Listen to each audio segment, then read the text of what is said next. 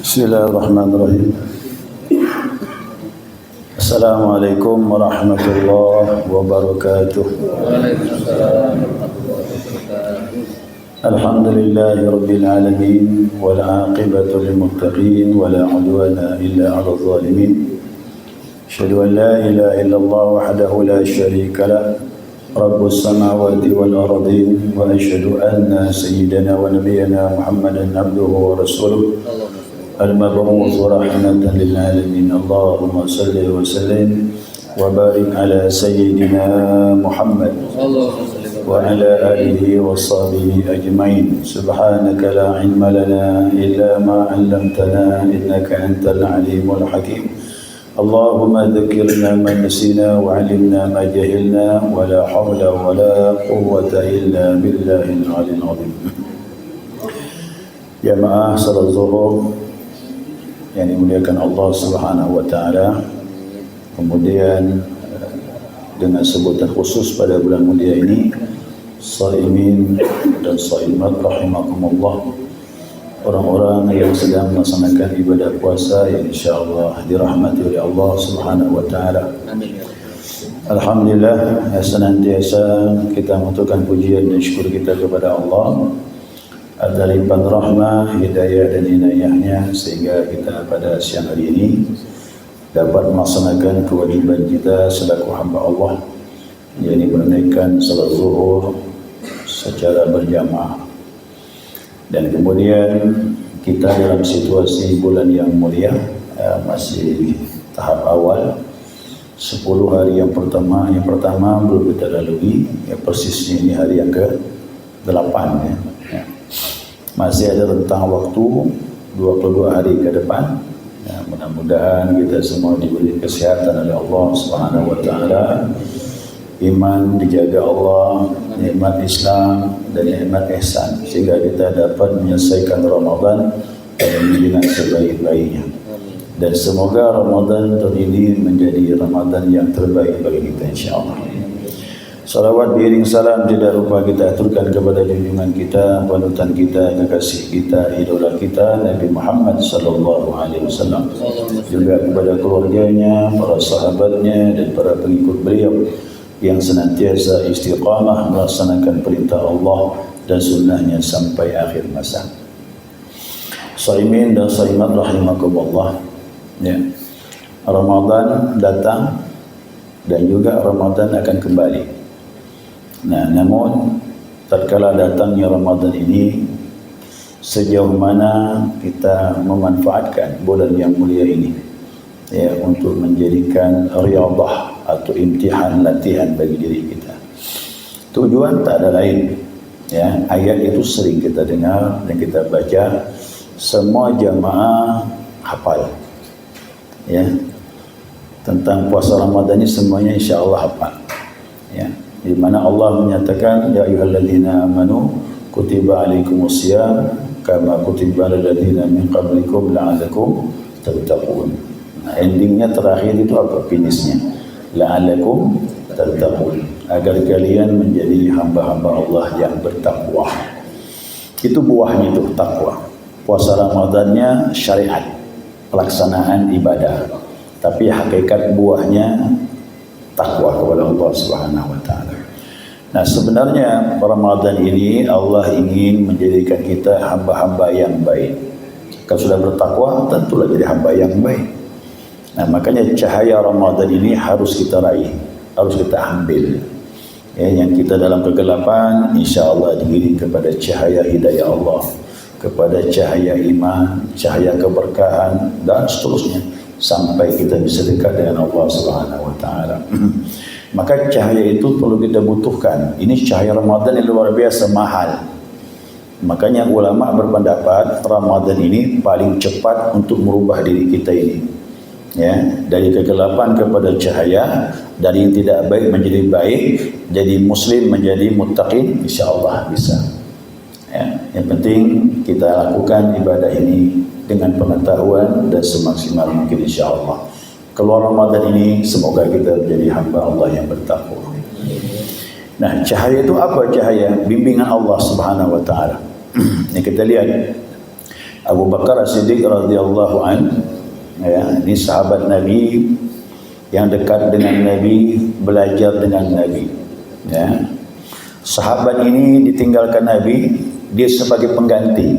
Hikmah-hikmah ilmu yang luar biasa keluar dari mulut mereka. Ya, apa kata beliau? Dia bilang, ad-dunya zulmatun wa syirajul lahu at-taqwa. Dunia ini gelap, ya, tapi ada penerangnya katanya. Penerangnya takwa. Jadi Ramadan ini kalau betul dapat titel takwa, wah, kita dapat cahaya. Cahaya itu mahal, bisa membedakan mana yang hak, mana yang batil. Kira-kira perlu tak dia? Perlu tak kita ke jalan yang hak? Perlu, harus dan wajib. Nah, makanya dunia ini gelap. Apa maknanya gelap ini? Kalau orang tidak ada takwa, tidak ada ilmu, tidak kuat iman, dia akan tergelincir. Kalau boleh saya beri perumpamaan, ya. Orang masuk di dalam sebuah rumah yang sudah tua, lantainya tanah, di dalamnya tak jelas. Boleh jadi ada makanan, boleh jadi juga ada air, boleh jadi juga ada binatang yang berbisa seperti ular, kalajengking. Kalau kita masuk ke rumah itu tidak ada lampunya, kita mengambil sesuatu yang didapat, boleh jadi makanan atau air, boleh jadi juga terpegang kepada ular, ataupun kalajengking. Kan gelap situasinya, tak jelas itu. Itulah perumpamaannya. Nah, kalau seandainya rumah itu ada lampu, ya, hidupkan saklar atau ada lilin atau pelita, oh jelas itu Pak. Mana makanan, mana air, mana ular, mana kalajengking, dapat kita melihatnya itu. Itulah takwa. Kalau kita paham takwa itu seperti itu, Allah maunya kita seperti itu. Apalagi Nabi kita Muhammad SAW. Nah, makanya banyak orang tergelincir di dunia ini, mohon maaf, karena bekal takwanya belum ada. Nah, puasa Ramadan ini menggembleng kita jadi orang yang bertakwa kepada Allah Subhanahu wa taala. Ya. Apa itu takwa, Pak? Nah, ya. Ittaqillah haitsu ma kunta. Bertakwalah kau dimanapun kau berada. Kesadaran diri pada akhirnya bahwa ada Allah. Itulah takwa. Orang percaya banyak, Bang. Kau percaya adanya Allah? Percaya. Anak saya pun percaya. Tapi menyadari adanya Allah itu yang sulit. Nah, puasa Ramadan seperti itu. Makanya anak saya itu dia sekolah bawah main, ya, masih SD, Bang, sekolah agama. Saya bilang sama dia, kalau kau lapar, masuk dalam kamar, kunci bawa air. Umi tak lihat. Jangankan abah, Umi pun tak lihat. Boleh ke bah? Boleh. Saya tanya gimana puasanya? Dia bilang, kalau begitu batal lah, kata dia. Kalau makan minum berarti batal. Nah, jadi mohon maaf, siapa yang hanya memahami Ramadan ini batal dan tidaknya, berarti itu puasanya anak-anak, Bang. Kita tidak begitu. Kita diajarkan Ramadan ini bukan hanya batal dan tidaknya, tapi ada Allah. Itu latihan yang mahal. Ada Allah yang melihat. Bahkan yang hebatnya lagi, istri itu halal, Pak. Makan kita beli halal, tapi masuk Ramadan siang hari tak berani kita sentuh. Ini pelajaran yang mahal sekali dari Allah. Seolah-olah Allah ngomong dengan kita, yang halal bisa kau tinggalkan, kenapa yang haram tak mampu kau tinggalkan? Nah, gitu. Nah, ini latihan ini, Pak. Jadi menyadari adanya Allah, itulah takwa. Nah, maka takwa itu mahal. Oh, sering dipesan nih di mimbar nih, Pak. Kalau tidak ada pesan takwa di mimbar hari Jumat ini, maka batallah khutbah. Batal khutbah, maka batallah salat Jumatnya. Batal salat Jumat, maka diganti dengan zuhur. Nah, dan nanti yang terpenting, kata ulama, usahakan kapan saja, di mana saja sebelum kau meninggal, usahakan kau mendapat predikat takwa kepada Allah Subhanahu wa taala. Jadi derajat takwa ini tidak hanya dimiliki oleh para ulama, salah paham itu, Pak. Kita salah kaprah selama ini. Kita memahami takwa itu ulama saja yang mampu. Ya, Ramadan ini bisa mengembeling siapapun kita, bisa jadi orang yang bertakwa kepada Allah. Ya, makanya di masanya Umar itu, Umar ingin melihat sejauh mana orang berpegang teguh dengan akidah keyakinan kepada Allah. Yang ditemuinya bukan orang tua, Pak, pemuda, remaja. Dia seorang hamba sahaya. Umar berjalan antara asar dengan maghrib, bertemu dengan pengembala kambing. Kan sering kita dengar ini, kisah ini. Nah, Umar mendatangi pengembala kambing. Umar kepingin, ingin mengetesnya. Dan pengembala kambing itu tidak tahu kalau itu Amirul Mukminin. Dia tidak tahu kalau itu presiden. Sekarang itu presiden. Umar itu mohon maaf, kalau dalam keramaian orang tidak tahu dia khalifah. Karena pakaian yang biasa, bahkan ada tampalan bajunya. Masya Allah. Nah, Umar datang kepada pemuda tersebut, pengembala kambing. Hai pemuda, ini kambingmu banyak? Iya. Punya siapa? Milik tuan saya. Aku perlu seekor, kata Umar. Ini uang. Nah, ini harga satu kambing, lebih uang ini. Ambil. Berikan kepadaku seekor. Apa kata pemuda itu bilang? Ini bukan milikku. Aku ini hamba sahaya. Hamba saya itu, Bapak Ibu, mohon maaf, tidak digaji, tapi siap ngabdi karena dibeli. Tidak pernah mimpi jadi orang merdeka. Kenapa? Memerdekakan hamba saya mahal pada waktu itu. Aku hamba sahayanya, mengabdi kepada tuanku. Aku hanya pengembala kambing dan aku tidak berhak untuk menjualnya. Umar merayu, kata Umar bilang, ini kambingmu banyak, ratusan bahkan hampir 1000 ini. Satu ekor pun kau jual tak ketahuan karena terlalu banyaknya. Bayangkan tu, Pak. Halus sekali permainan Umar, ingin mengetes. Nah, tapi apa yang terjadi di luar dugaan Umar bin Khattab radhiyallahu anhu. Ya, dia menatap wajah Umar sambil berkata, "Fa aina Allah? Alam ya'lam bi anna Allah yara?" Kau suruh aku buat seperti itu, Allah di mana? Apakah Allah tidak melihat? Itu. Jadi itu pemuda, zaman Umar pemuda sudah seperti itu. Masya Allah, apalagi orang tuanya. Ini yang mahal, Pak, dari Ramadan itu. Saya bilang Ramadan inilah di intinya, takwa itu. Nah, lalu Umar berkata, siapa tuanmu? Si fulan, datangi. Ditanya sama tuannya, ini anak ini hamba saya. Ya, berapa nilainya? Sekian. Dibayar sama Umar. Dimerdekakan langsung. Senang luar biasa dia. Dia tanya, hai tuan, hai bapak, kenapa engkau memerdekakan aku? Ini harganya mahal. Karena kalimat engkau itu. Kalimat engkau berkata, fa aina Allah? Kalau begitu Allah di mana? Itulah yang menyebabkan aku memerdekakan engkau. Dan mudah-mudahan kalimat ini kau dimerdekakan dari api nerakanya Allah di hari kiamat.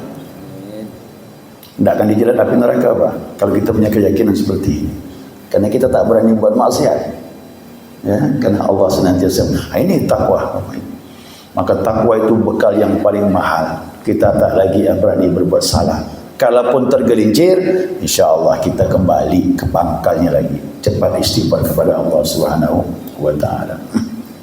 Jadi itu, ya, insya-Allah Ramadan ini luar biasa. Kemudian yang kedua, kata Abu Bakar As-Siddiq radhiyallahu anhu, "Adz-dzanbu zulmatun wa sirajul lahu at-taubah." Dosa itu satu kegelapan. Tapi jangan khawatir, orang yang berdosa ada penerangnya, taubat. Nah, bagi yang berdosa besar, jangan takut, jangan khawatir. Pintu taubat terbuka. Walaupun dosa kita memenuhi langit dan bumi, banyak tuh, Pak. Orang bilang, walaupun dosamu sebanyak buih di laut, masih sedikit. Ada hadis yang menyatakan, dosamu memenuhi langit dan bumi. Masya Allah. Bumi cuma kecil, langit luas. Matahari, Pak, Berapa besar? 93 juta lebih besar daripada bumi ini. Hitungannya pakai cahaya lagi jauh jaraknya dengan bumi. Jadi dosa kita begitu banyak datang kepada Allah, Allah sambut dengan pengampunan. Yang penting satu syaratnya, jangan syirik. Itu saja.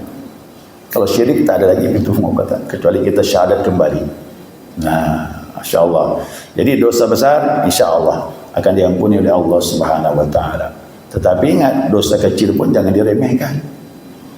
Ya, dosa kecil pun jangan diremehkan. Banyak orang tergelincir dengan dosa kecil. Ramadan ini mohon maaf, banyak ayat-ayat yang mengenai maghfirah, pengampunan Allah itu berkaitan dengan dosa kecil. Ada jamaah bertanya, ya, Pak Ustaz, ini ada hadis Nabi yang masyhur, kita sudah hafal, banyak orang yang hafal. Yang saya tanya, waktu Nabi berkata, "Man shama Ramadhana imanan wa ihtisaban, ghufira lahu ma taqaddama min dhanbi." Siapa yang puasa Ramadan karena iman mengharap redha Allah, maka diampunkan dosa yang lalu. Masuk malam kita tarawih, sama juga hadisnya, "Man qama Ramadhana imanan wa ihtisaban, ghufira lahu ma taqaddama min dhanbi." Siapa yang mendirikan salat malam tarawih di bulan Ramadan karena iman dan mengharap redha Allah, maka diampunkan dosa yang lalu. Pertanyaannya, ini dosa besar atau dosa kecil? Itu. Saya jawab, kena kata ulama ini, saya tidak berpendapat sendiri. Kata ulama, itu sebenarnya dosa kecil. Dosa besar tidak bisa dengan puasa Ramadan saja. Dosa besar harus dengan taubatan nasuha. Harus. Kalau dapat mandi tobat dulu, kalau dosa besar nih, kemudian salat tobat, kemudian minta ampun kepada Allah, istighfar, dalam hati menyesal lagi, dalam hati berazam tak akan mengulangi lagi, insya Allah baru diterima kalau dosa besar. Tapi dosa kecil dengan ibadah ini bersih kita. Dosa kecil kata orang, hati-hati dosa kecil, kalau dibiarkan jadi besar. Ini Nabi bersabda, la kabiratan ma'al istighfar, la saghiratan ma'al israr. Tak bisa dikatakan lagi dosa besar kalau taubatan nasuha, minta ampun kepada Allah. Tapi ingat yang kedua, kata Nabi, tak bisa lagi dikatakan dosa kecil kalau sering dilakukan. Yang sering itu kan dosa kecil, Pak. Ya, ada pepatah menyatakan orang tersandung jarang dia terjatuh karena batu yang besar, tapi banyak terjatuh dengan batu yang kecil, kerikil tuh. Nah, kita biarkan itu, akhirnya hati kita menghitam juga. Alhamdulillah, dosa yang khawatirkan, apalagi masuk bulan Ramadan ini, Allah akan cuci dosa kita insya-Allah. Ya, Allah akan cuci. Ada lagi sebuah hadis yang indah sekali tentang masalah pencucian dosa kita ini. Maka manfaatkan Ramadan.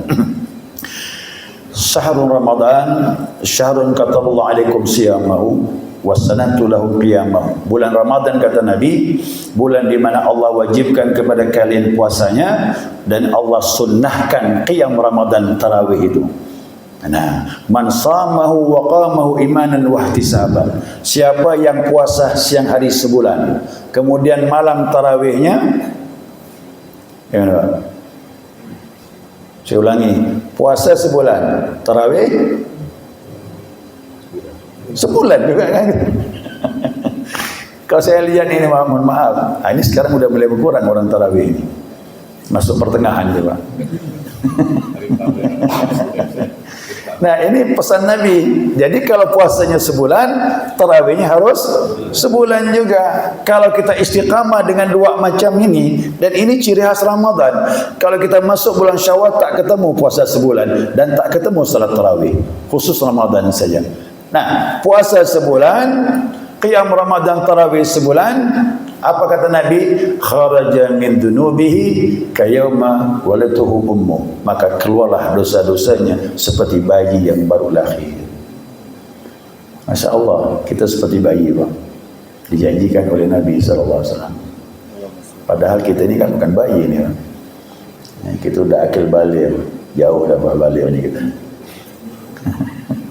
Ya sudah jauh dah balighnya kita ni. Tapi Masya Allah, kita dijanjikan kita akan dicuci.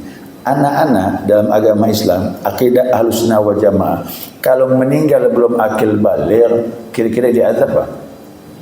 Diazab tak? Nah, itu akidah. Kita ini bukan Mu'tazilah, kita ahlu sunnah wal jamaah. Kalau Mu'tazilah lain, dia beranggapan orang masuk surga harus dengan amal. Itu Mu'tazilah. Padahal Nabi mengatakan orang masuk surga dengan rahmat Allah. Amal itu menempatkan kedudukan kita nanti di surganya Allah. Tapi masuk surga itu karena rahmatnya Allah Subhanahu wa taala, bukan amal. Nah, Mu'tazilah enggak, masuk surga wajib dengan amal. Begitu diberi pertanyaan, bagaimana anak kecil? Wah, bingung dia jawab. Anak kecil kan tidak ada amal. Ya, bingung dia jawab. Gimana kalau anak kecil? Oh, kalau anak kecil itu tidak di surga, tidak juga di neraka. Di mana itu? Bingung juga. Nah, kita agama pakai nas Pak, Al-Quran dan hadis Nabi Muhammad sallallahu alaihi wasallam. Bahkan kata Nabi, bukan hanya masuk surga anak kecil itu. Kata Nabi, siapa yang meninggal anak kecil 3 orang, dia akan beri syafaat untuk orang tuanya ke surganya Allah. Bisa beri syafaat malah. Abu Dzar berkata, bagaimana kalau 2 ya Rasulullah? Walaupun 2. Ditanya lagi, bagaimana kalau 1 ya Rasulullah? Walaupun 1 ada syafaat. Cuma kalau 3 lebih kuat syafaatnya untuk orang tua. Ini kan luar biasa anak kecil. Nah, seperti itulah gambarannya. Kita bukan anak kecil, tapi Ramadan menjanjikan itu. Kalaulah kita kembali kepada Allah seperti bayi berlahir, Masya Allah, kita tidak akan mampir ke nerakanya Allah SWT. Ya, kita akan digiring surganya Allah SWT. Amin ya Rabbal Alamin. Mudah-mudahan ya Ramadan tahun ini Ramadan yang mencuci dosa-dosa kita sebersih-bersih insyaAllah. Amin ya Rabbal Alamin. Masuk yang ketiga, kata Abu Bakar As-Siddiq radhiyallahu anhu, beliau berkata, al-qabru zulmatun wa sirajul lahu la ilaha illallah Muhammadur Rasulullah. Kuburan itu Bapak Ibu, ya, itu gelap. Ya, gelap kuburan itu. Makanya Nabi Yunus mengaku dengan Allah, la ilaha illa anta subhanaka inni kuntu minadh zalimin. Nabi Yunus masuk dalam kuburan, kuburannya bergerak. Apa itu Pak? Ikan. Dia jatuh ke laut, dibuang dari perahu, ditangkap ikan. Pada waktu malam, gelap tu Pak, gelap, tak ada lampu dalam perut ikan. Ngaku dirinya zalim, dikeluarkan Allah SWT. Nah, kita nanti dalam kubur lebih lagi gelap. Tapi jangan khawatir, kata Abu Bakar, ada penerangnya. Penerangnya tauhid, la ilaha illallah Muhammadur Rasulullah. Karena di alam barzah itu ruang lingkupnya akidah. Siapa akidahnya kuat, selamat dalam kubur itu. Apa tu akidah Pak? Keyakinan kepada Allah. Kalimat la ilaha illallah itu kekuatan keyakinan kita kepada Allah. Tidak datangnya kelapangan kecuali dengan izin Allah. Tidak datang kesempitan diuji kecuali dengan izin Allah. Tidak datangnya penyakit kecuali dengan izin Allah. Tidak diangkat penyakit menjadi sembuh kecuali dengan izin Allah. Dan semuanya tidak datang manfaat dan mudarat kecuali dengan izin Allah Subhanahu wa taala. Kalau begini keyakinan kita mantap. Kita tidak mudah menyalahkan orang dan keadaan. Itu hebatnya Pak orang ahli tauhid. Makanya kekuatan tauhid berperan. Dunia hati kita tenang, dalam kubur terang insya-Allah. Bahkan ada hadis menyatakan dalam kubur nanti kita dipertemukan dengan Nabi Muhammad sallallahu alaihi wasallam. Nah, ini agak aneh ya Pak. Padahal kita tak pernah ketemu dengan Nabi. Mana pernah ketemu dengan Nabi? Tapi orang mukmin begitu meninggal masuk di alam barzah, datang Rasulullah. Malaikat tanya, "Kau kenal orang ini?" Nah, orang mukmin bilang, "Huwa Rasulullah." Dia adalah Rasulullah. Bisa kenal apa? Iman tu. Kekuatan la ilallah Muhammad Rasulullah akan bisa kenal mana Nabi mana bukan. Tapi begitu orang yang fajir bukan mukmin dihadapkan kepada Nabi, kau kenal orang ini? La adri, kata dia, aku tak tahu. Nah, jangan sampai nanti kita dilihatkan Nabi kita bilang la adri, aku tak tahu. Ya, na'udzubillah. Di akhirat apakan lagi Pak? Kenapa? Akhirat pun sama juga. Kita bisa kenal Nabi karena kekuatan iman itu. Sejauh mana kita meyakini la ilallah Muhammad Rasulullah, maka kuatlah insya-Allah keyakinan kita dan kita bisa bertemu dengan Nabi Muhammad sallallahu alaihi wasallam. Ulama berkata, siapa yang lepas fitnah kubur selamat akhirat. Tapi siapa yang dikubur tidak selamat, itu DP-nya Pak. Di sana lebih berat lagi. Ya, makanya fitnah kubur harus kita lalui. Tapi sekarang saya ketemu ada kelompok yang tak percaya azab kubur. Aduh, ini hebat nih, pahit. Dia pakai nalar. Kenapa dia bilang? Dia bilang Al-Quran tak menyebutkan. Hadis banyak hadis. Buktinya kita salat. Sebelum salam disunahkan membaca doa. Allahumma inni a'udzubika min azabil qabri wa min azabin nar wa min fitnatil mahya wal mamat wa min fitnatil masihid dajjal. Kata Nabi minta perlindungan 4. Azab kubur, azab api neraka di hari kiamat, fitnah hidup dan fitnah masihid dajjal. 4 macam. Sunnah kita pakai. Bahkan ada ulama yang katakan doa ini wajib kerana banyak riwayatnya. Nah, jadi mana lagu yang pertama kita berlindung? Kubur dulu. Berarti ada nikmat kubur, ada azab kubur. Nah, semoga kita lepaskan Allah SWT dengan keyakinan la ilaha illallah Muhammadur Rasulullah. Nah, itu jemaah sekalian, ya, semoga dapat dipahami. Ya, kesimpulannya ini apa nih? Cahaya Ramadan sangat luar biasa. Kita akan digiring oleh Allah Subhanahu wa taala menjadi orang yang baik di mata Allah, bukan di mata makhluk. Tapi kalau sudah baik di mata Allah, insya-Allah akan baik sesama manusia. Nanti selesai apa Idul Fitri nanti, kok masih dongkol-dongkol sama umat Islam yang lain, masih berbaikut, itu berarti puasanya gagal. Ya, puasanya gagal. Karena takwa itu pengasih dia. Orang takwa itu pengasih buah di Ramadan. Kita akan dicuci oleh Allah SWT dengan sebersih-bersihnya. Ya, mudah-mudahan. Saya kira demikian, mudah-mudahan dapat dipahami. Saya mohon maaf atas khilaf dan kekurangan. Mari kita berdoa kepada Allah, semoga doa kita dijabah oleh Allah. Karena Nabi menyatakan ada 3 golongan yang tidak ditolak doanya. Yang pertama, imamul adil, pemimpin yang adil. Pemimpin yang adil ni Pak lebih hebat dari ulama, doanya makbul. Karena kalau ulama cuma ngajar, pemimpin ngatur umat, berat Pak risikonya, godaannya pun besar. Kalau bisa adil, berat Pak. Masya Allah, ada nilainya pun. Doanya makbul. Yang kedua, mazlum. Doa orang yang dianiaya. Hati-hati menganiaya orang lain. Tidak ada hijab antara dia dengan Allah. Tidak ada jarak dia dengan Allah. Dan yang ketiga, as-sa'im hatta yaftir. Doa orang yang berpuasa sampai berbuka. Dari mulai terbit fajar sampai terbenam matahari, inilah saat-saat doa kita dijabah oleh Allah Subhanahu wa taala. Ya, kita angkat tangan, mudah-mudahan kita didengar oleh Allah Subhanahu wa taala. Bismillahirrahmanirrahim. Alhamdulillahirabbil alamin. Allahumma salli ala Muhammad wa ala ali Muhammad. Allahumma lakal hamdu syukra wa lakal mannu fadla ya katsiran nawal ya hasanal fi'al ya qa'iman bila zawal ya mubdi'an bila mithal falakal hamdu wal minnatu wasyarafu ala kulli hal. Allahumma ya Allah, bagimu pujian. Allahumma ya Allah, bagimu segala nikmat yang kau berikan kepada hamba-hambamu. Allahumma ya Allah, kau menciptakan makhluk tanpa contoh. Maka nikmat yang senantiasa menyertai kami ya Allah, kerana kau memberi walaupun kami tidak meminta ya Allah. Maka pujian hanya Engkau yang menyandang yang layak ya Arhamar Rahimin. Allahumma a'inna ala dzikrika wa syukrika wa husni ibadatik. Ya Allah, tolonglah kami untuk ingat kepadamu dalam ibadah kepadamu. Tolonglah kami atas nikmat syukur kepada nikmat yang kau berikan kepada kami. Nikmat Islam ya Allah, kau beri kami bisa ibadah tubuh kami. Nikmat iman kami meyakini Engkau ya Allah. Dan nikmat ihsan dan taqwa kami menyadari Engkau ada ya Allah dimanapun kami berada. Allahumma ya Allah, perbaiki ibadah kami dengan sebaik-baik di bulan yang mulia ini. Jadikan Ramadan tahun ini ya Allah Ramadan yang terbaik bagi kami. La tada'lana ya Allah fi maqamina hadza dhanban illa ghafarta wa la hamman illa farajta wa la kurban illa kashafta wa la maridan illa syafaita wa la dhallan illa hadaita wa la hajatan min hawaijid dunya wal akhirah illa qadaita ya Arhamar Rahimin. Allahumma la ya Allah, tidaklah kami berkumpul di tempat ini ya Allah, di masjid ini ya Allah, kalau masih ada segelintir dosa-dosa ya Allah, hendaklah kau ampunkan dosa kami. Kalau kami punya aib ya Allah, tutuplah aib kami. Kalau sumpah dada kami ya Allah, sempit dada kami, lapangkan dada kami.